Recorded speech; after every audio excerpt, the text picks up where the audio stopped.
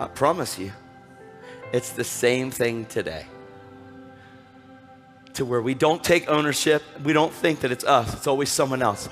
But unless that pride thing falls and you see the reality of this thing, and you realize the gospel doesn't say deny your friend, pick up your cross and follow him. The gospel doesn't say deny your boss. The gospel doesn't say deny your wife, deny your husband, deny your child. The gospel doesn't even say deny the devil, pick up your cross and follow him. The gospel says deny yourself. Because self is the issue. Selfishness, self-preservation, selfish ambition, pride. You know what pride hates? When it's called pride. Hates it. Here's what pride is. If I pray for him, I'm not gonna, if I step out right now, I'm gonna look funny. Pride. We call it fear of man, but it's pride. It's the same thing. You guys all right?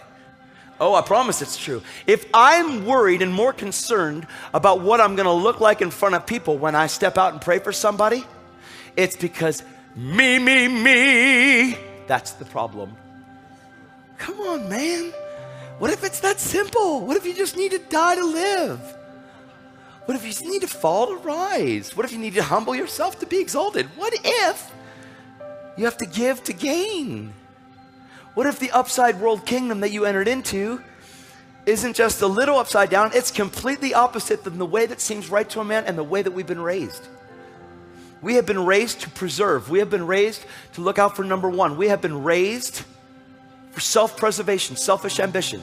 You gotta do what you can for you. You gotta watch out for your family. You gotta do this, you gotta do that. No, you have to look out for him. And then, man, what's just easier? You looking out for you and trying to be strong and white knuckle gripping yourself through this life and being tough and trying to be, you can't win, you'll be crushed. That's why Jesus changed things. See, the first commandment is to love God. In the Old Testament, to love God with all your heart, with all your soul, with all your strength, and with all your mind. The New Testament, Jesus changed it. He said the first commandment is different than the old. The first commandment changed and shifted a little bit. It says love God with all your heart, with all your soul, and with all your mind. He took strength out of it because you are to love God with your weakness.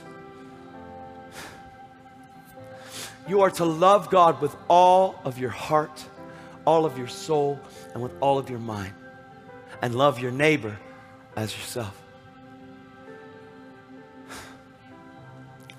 See, if you try to love God with all of your strength, you will try to be strong and love God as strong as you can be, but you're not that strong. You don't understand. See, your weakness is a magnet for God's strength. But when you're strong, you don't need his strength. And we grow up being tough. We grow up self-preserved. Self-preservation promotes depression because you can never be as strong as you want to be. That's really a good word, man. I promise you it is. It's surrender. It's all or none. It's for or against. It's gather or scatter. Jesus didn't make any middle area. There is no self-preservation. There is no holding on to you. See, if you hold on to you and you're your defense, then you're the only defense that you have. You need God as your defense. You need to trust that he's going to show up. You need to step out on that risk, on that limb called risk, and trust that he's going to show up. Go as far out there as you can because your papa's hand's right underneath of it and he's not going to let you go.